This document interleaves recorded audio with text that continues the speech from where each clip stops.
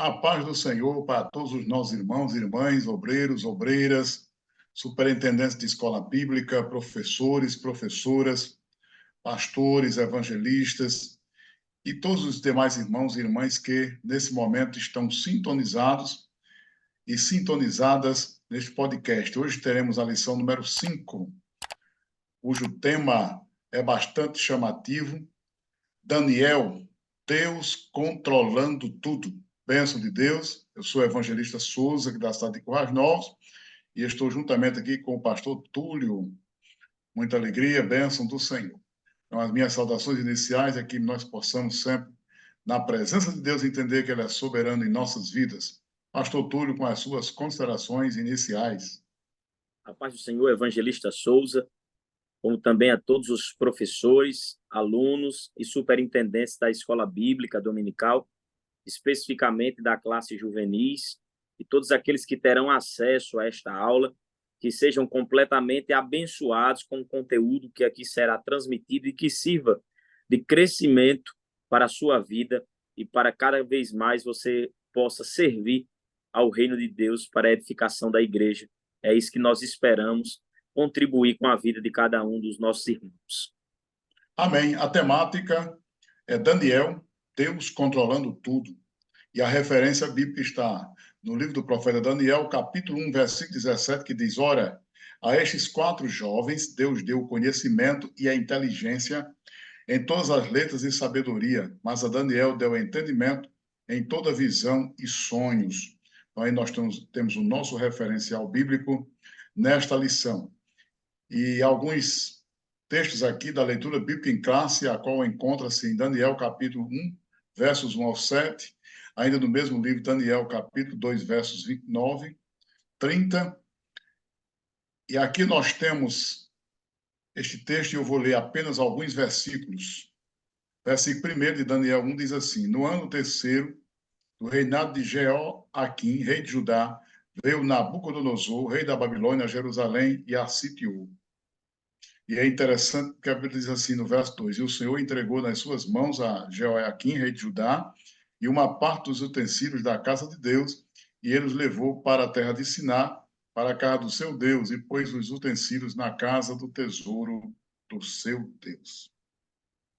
E no capítulo 2, versos 29 e 30, apenas o versículo 30 diz assim: E a mim me foi revelado este segredo, não porque haja em mim mais sabedoria do que em todos os viventes, mas para que a interpretação se fizesse saber ao rei, e para que entendesse os pensamentos do teu coração. Então, aqui nós temos esta mensagem proferida pelo profeta Daniel. Esta lição, ela tem como objetivo tríplice: primeiro, apresentar a origem e a ascensão do profeta Daniel. Então, aqui nós vemos a apresentação do profeta Daniel. Segundo, pontuar a fé e a fidelidade demonstrada aí, ou revelada, né, por Daniel e seus amigos na Babilônia. E em terceiro, o terceiro objetivo é ressaltar como Deus honrou a fidelidade de Daniel e seus amigos diante dos desafios enfrentados. Então, é bem importante aqui nós entendermos que Deus usa este jovem, este homem, e já no final do cativeiro, este homem ancião, o mesmo profeta Daniel. Na realidade, aqui nós estamos diante de uma maravilhosa lição, e é importante que os professores e as professoras que vão ministrar na classe juvenil possam primeiro entender e passar para seus alunos, demonstrando quem era Daniel, né? Então, o contexto histórico, o contexto geográfico, o contexto em que viveu o profeta, foi exatamente nos dias do rei Jeoaquim, aproximadamente, segundo os historiadores e os que estudam a história, no ano 605 a.C. Algumas datas dão 606, outras 605, porém são datas aproximadas, onde Deus permite que Nabucodonosor, que era o rei da Babilônia, invadisse Judá e cercasse Jerusalém. Judá, que era exatamente o reino do sul. Então, o cativeiro babilônico tornou-se inevitável diante da impenitência do povo de Judá. Na realidade, o cativeiro foi usado como um instrumento de juízo divino para o povo. Por que aconteceu isso? porque Deus havia advertido a nação várias vezes, porém o povo rejeitou essa convocação ao arrependimento. Exatamente, o povo rejeitou a mensagem de Deus feita pelos profetas, os profetas de Deus. Por isso que em Crônicas, logo no último capítulo, diz que eles mofaram da palavra dos profetas e Deus mandou o cativeiro. Então, nós temos aí a deportação dos judeus, Deus permite exatamente o cativeiro sobre o seu povo, e aqui nós temos 3 etapas significativas quando Deus envia a Babilônia como instrumento do seu juízo para castigar o povo em razão da impenitência e dos pecados do povo. A primeira parte é exatamente aqui nesse contexto, onde houve a deportação dos judeus para a Babilônia, que é a primeira etapa, esse primeiro grupo que foi levado aproximadamente no ano 605 a.C. Depois nós temos um segundo grupo que ele foi deportado aproximadamente no ano 595. E, por fim, nós temos o terceiro grupo que foi conduzido para a Babilônia no ano 586, 587, segundo as mais aí de datas dos que estudam a história. Então, Daniel e seus amigos, eles foram levados durante a primeira etapa. É interessante que em cada etapa a gente tem um profeta de Deus como evidência. Na primeira etapa, que foi esta que nós estamos aqui contextualizando, Daniel se torna o profeta de Deus em evidência. A segunda etapa do cativeiro, que foi no ano 595, nós temos o profeta Ezequiel, que foi estudado exatamente na lição número 4, na lição anterior. E na última etapa, mais ou menos no ano 586, 587, nós temos um profeta em evidência, que é o profeta Jeremias. E é exatamente neste contexto que nós aqui estamos estudando, que é a primeira etapa do cativeiro babilônico, quando Deus manda o povo para a Babilônia. Então, aqui nessas linhas iniciais, é importante que o professor contextualize para que os nossos alunos e alunas possam entender o trabalhar de Deus, o julgamento de Deus sobre uma nação que rejeitou a sua palavra. Deus sempre teve um projeto de nação para Israel. Porém, esse projeto de nação não quer dizer que Deus não puna, que Deus não castigue. Foi isso que aconteceu com o seu povo. No sentido em que, quando nós aplicamos isso em nossa vida, significa que nós também nos tornamos semelhante à nação de Israel. Deus tem um projeto para nós? Tem. Mas a gente precisa entender, compreender que Deus requer que a gente viva em santificação, em santidade diante da sua presença. Pastor Túlio aí também tecendo considerações finais sobre esse contexto, onde pode aí, em linhas gerais, falar sobre a linhagem real. Então, evangelista Souza, é importante também, neste primeiro ponto, acredito que os professores reforçar aos alunos a respeito de uma distinção importante ao longo de todo esse trimestre, que é a distinção entre o Reino do Norte e o Reino do Sul. E nós aqui nessa lição estamos especificando aquilo que aconteceu agora no Reino do Sul, que na divisão, no cisma dos reinos, ficou com apenas 2 tribos, que foi Benjamim e Judá, e teria por capital Jerusalém. Então, agora o Reino do Sul ele vai ser invadido por Nabucodonosor em 3 etapas, pois Nabucodonosor utiliza-se desse modo operante para efetuar o ataque. Ele não efetua de uma vez por todas, mas em 3 etapas, como foi bem citado aí pelo senhor. E nesse segundo ponto, há algo importante aqui a ser destacado, pois fala da linhagem real. Perceba que foram 3 etapas, e na primeira etapa, por volta do ano 605, foi levado alguns cativos de Judá, e entre eles estava Daniel e seus amigos. E tudo indica que essa primeira leva implica dizer que eram pessoas mais selecionadas, eram pessoas mais nobres, que passariam por uma seleção específica a fim de serem aculturados ali pelos caldeus e se enquadrarem naquela cultura a ponto de serem formados ali, forjados de acordo com as regras, de acordo com os princípios que os caldeus ali queria gerar uma nação e um povo de acordo com os seus princípios e as suas regras. Então, Aspenaz, o chefe dos eunucos, ele vai trazer alguns jovens que pertenciam a essa linhagem real para participarem de um programa específico no reino de treinamento.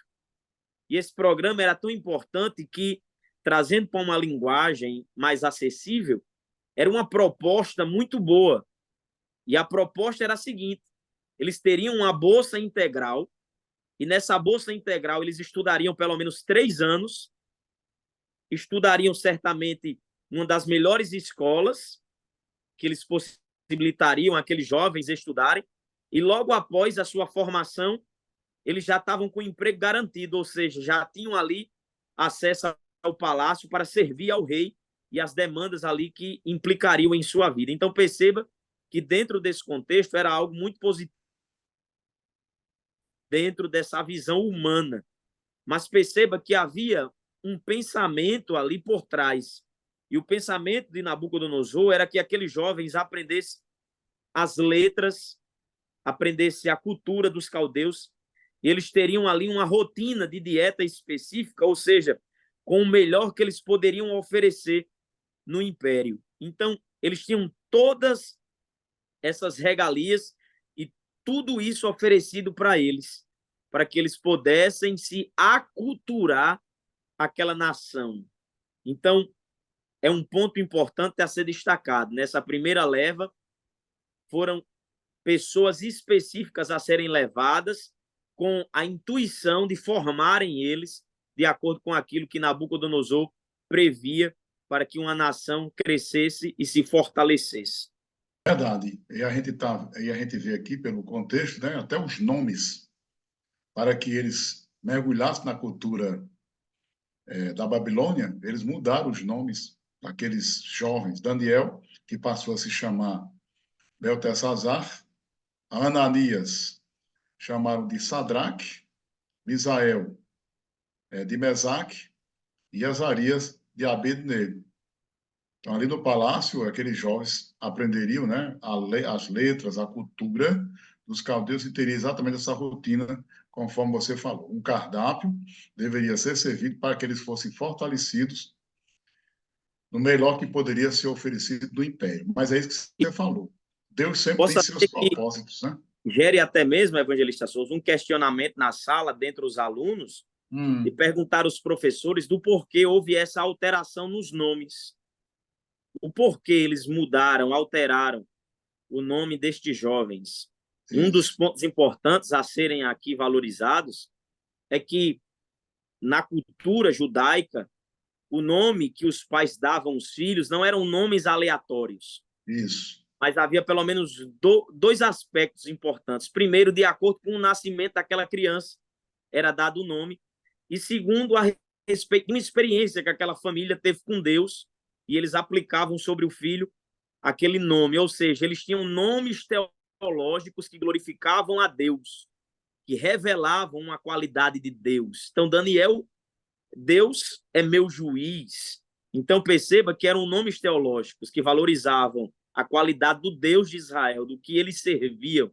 E a alteração do nome fariam com que eles perdessem essa identidade a respeito do Deus que eles serviam, do Deus verdadeiro. Então, esse é um ponto específico a ser tratado, caso surja essa pergunta entre os alunos em sala de aula.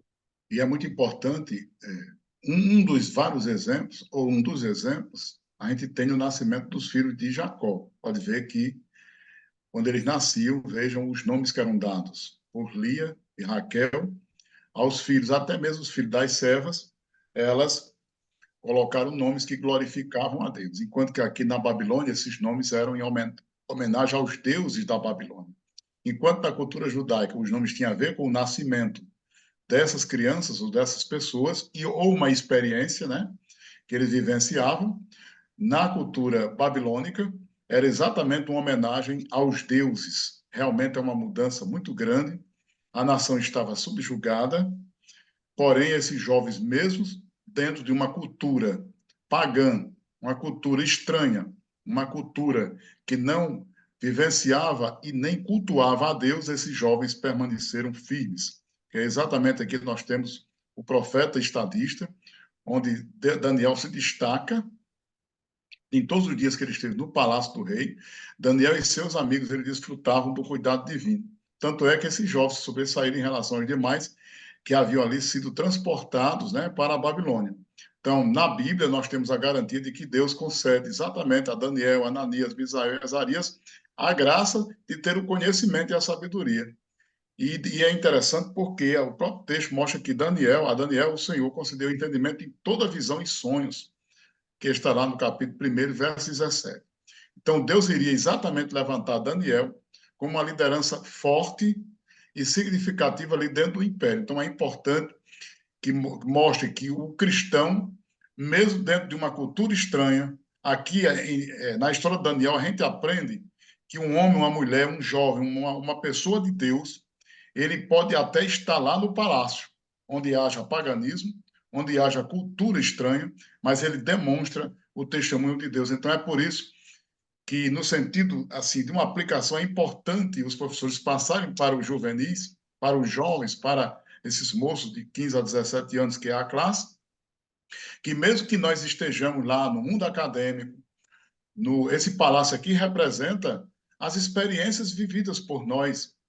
É que, mesmo que nós não estejamos num cativeiro literal, como estiveram esses 4 jovens, mas nós também temos essas experiências na nossa vida. Esse palácio aí, no sentido de que a gente pode até estar lá num centro acadêmico, onde a cultura é totalmente diferente dos nossos valores, mas a gente não pode abrir mão daquilo que a gente tem, a fé em Deus, mudar os nossos princípios, mesmo que haja uma vassaladora e forte cultura remando contra os nossos valores. Isso mostra que a gente tem que demonstrar uma liderança forte e significativa dentro daquele palácio, como Daniel ali no Império da Babilônia. Mesmo assim, eles não foram e não perderam a fé do Senhor. Eles não foram seduzidos pela cultura do paganismo. Pelo contrário, eles continuaram acreditando num Deus vivo e verdadeiro. Então, o pastor Túlio aí pode tecer considerações sobre esses jovens, porque tiveram uma coragem para ser fiel, que é o tópico 2 aí da nossa lição.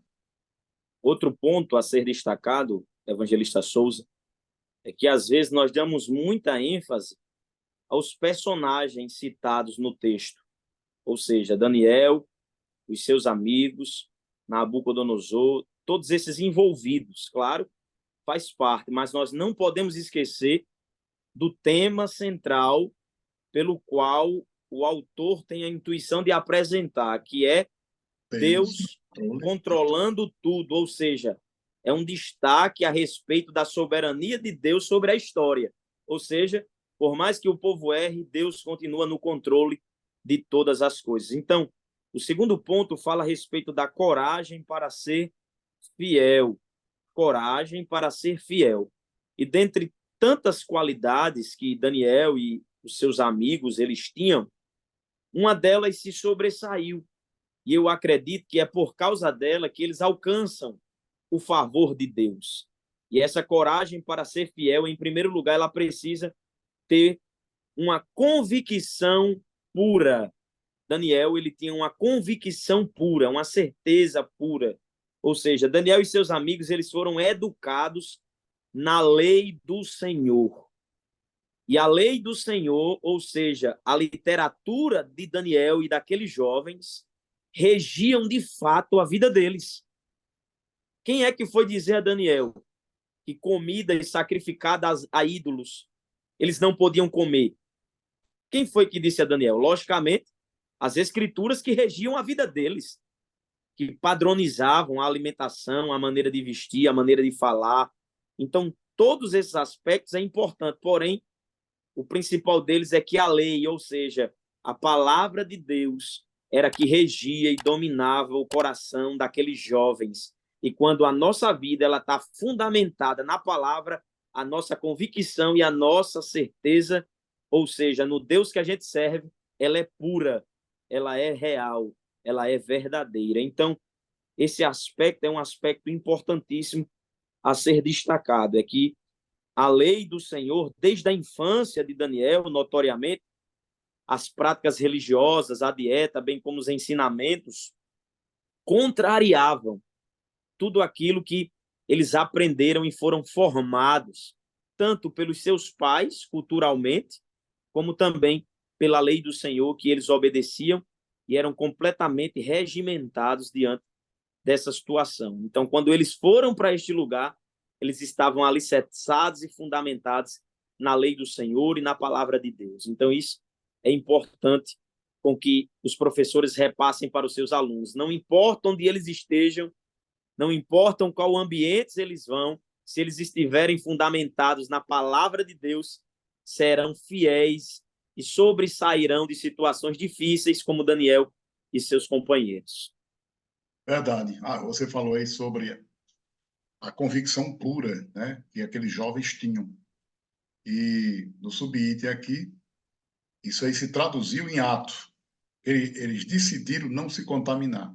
Então, exatamente o conhecimento da lei do Senhor, que era exatamente a regência na vida deles. A palavra de Deus que deve ser sempre a nossa referência. Então, é importante que os professores, as professoras repassem para os seus alunos que, onde quer que nós estejamos, a palavra de Deus deve ser a nossa referência. E é esta a grande lição desta temática de hoje. Deus está no controle, exatamente. Deus mostra que mesmo a nação sendo levada para o cativeiro, mesmo que Deus tenha usado a Babilônia como instrumento do seu juízo, Deus também já continuou no controle.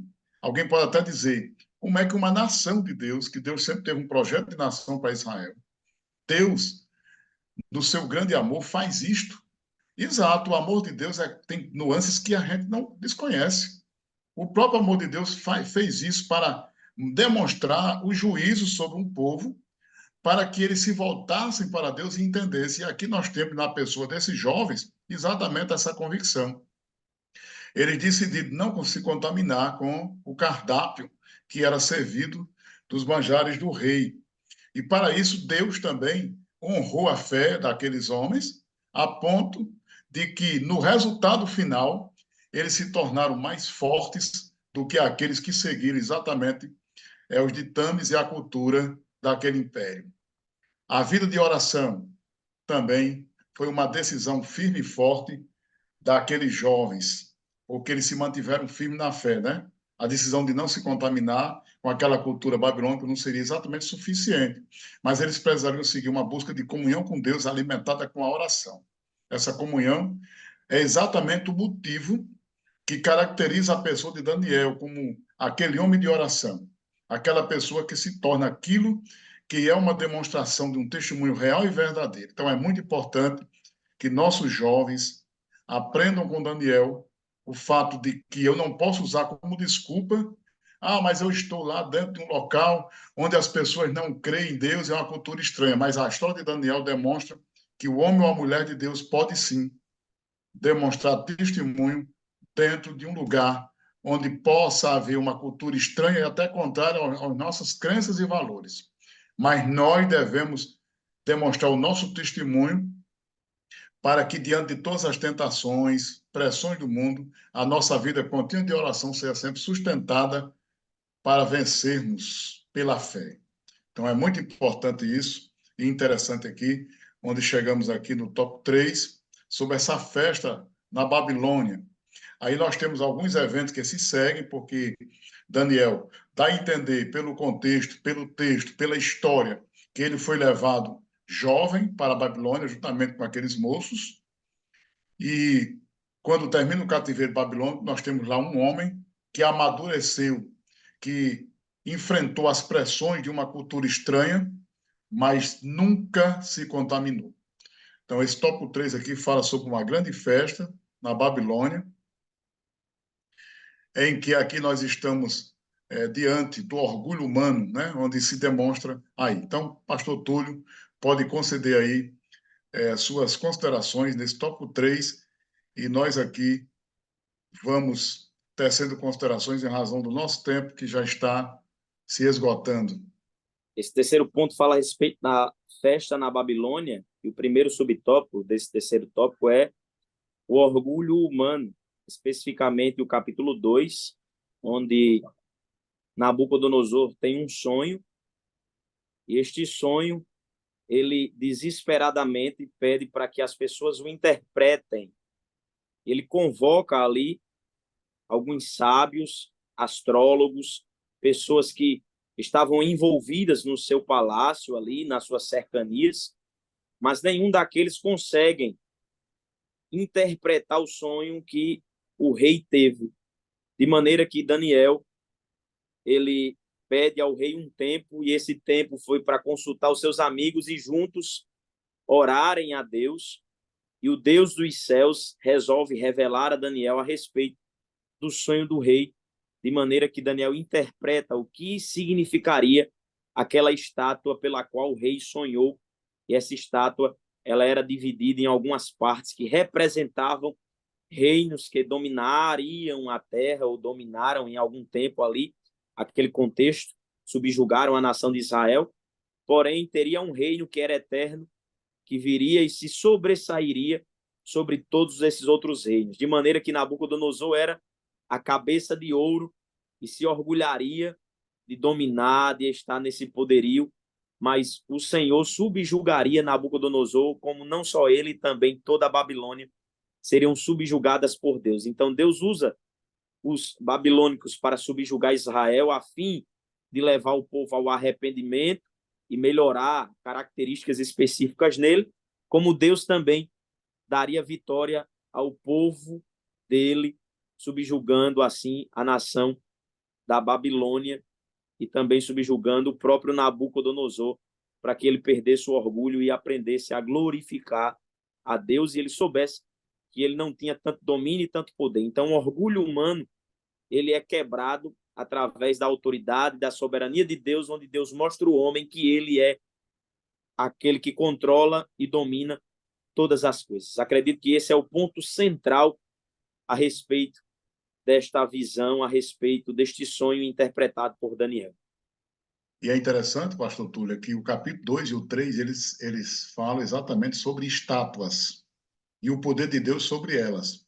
Então, o 2, quando ele tem aquele sonho, e Deus levanta Daniel para interpretar o sonho, dar o significado acerca do governo de Deus e o controle sobre todas as coisas, e como o rei fica espantado diante de tão grande interpretação, claro que ele acreditou. Porém, no capítulo 3, nós temos de novo um, uma festa, né, em que ele faz exatamente aquela estátua que o rei mandou construir, que tinha aproximadamente 2,60 metros de largura e 27 metros de altura, que foi levantado exatamente naquele chamado Campo de Dura. Então, essa estátua colossal é exatamente um símbolo de governo para que as nações que estavam subjugadas sob o poder da Babilônia juntamente se reunisse e juntamente adorassem, né? Reverenciassem. E Deus prova mais uma vez o seu poder sobre os homens, demonstrado através da fé daqueles rapazes, que ali eles não eles não adoram aquela estátua. E, ao mesmo tempo, o poder de Deus prevalece. Então, é muito importante isso. É importante que nós estejamos sempre atentos para entendermos que Deus sempre está conosco quando nós somos fiéis ao seu nome, à sua palavra. Aqui nós temos exatamente o poder revelador de Deus sobre o quarto homem, quando a gente vê a história dos três rapazes, os três homens, os três jovens, e o quarto, que representa exatamente o quarto ser, como aquele que canaliza aqui toda a mensagem, né, do livro do profeta Daniel, que livrou os seus servos da fornalha de fogo ardente. Então, aqui nós temos o exemplo da fidelidade, e já tecendo aqui as minhas considerações finais. Queremos repassar para nossos alunos e os professores. Depois o pastor Túlio também tece as suas considerações finais.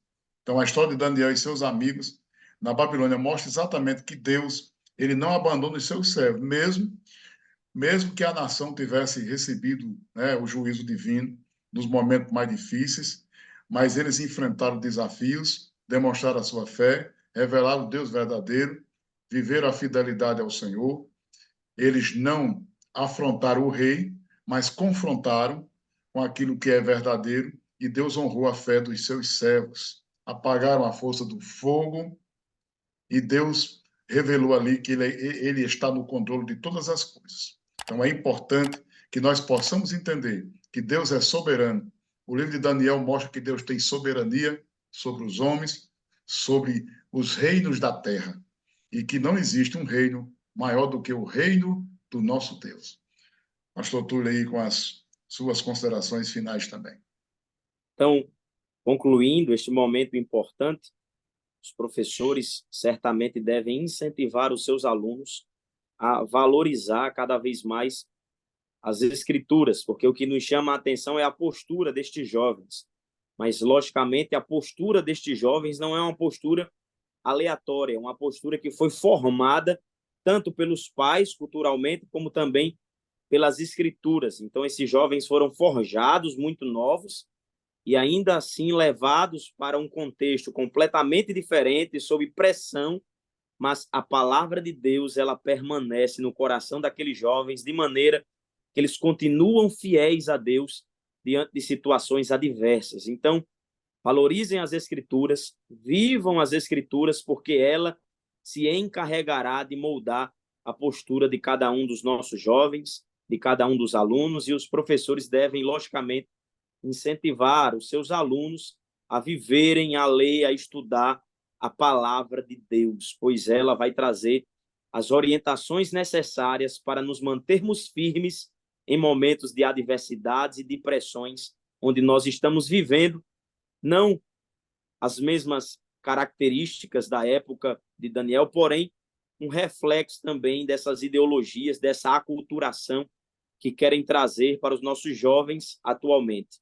A palavra de Deus, ela é importante e deve ser valorizada para que possamos ter uma postura de acordo com a vontade de Deus. E Deus honrará o nosso comportamento segundo a sua palavra. Que Deus abençoe aos alunos e professores e que tenham certamente uma aula abençoadíssima com a graça de Deus e a iluminação do Espírito Santo ajudando a cada um de vocês. Que Deus abençoe. Amém. Deus abençoe a todos.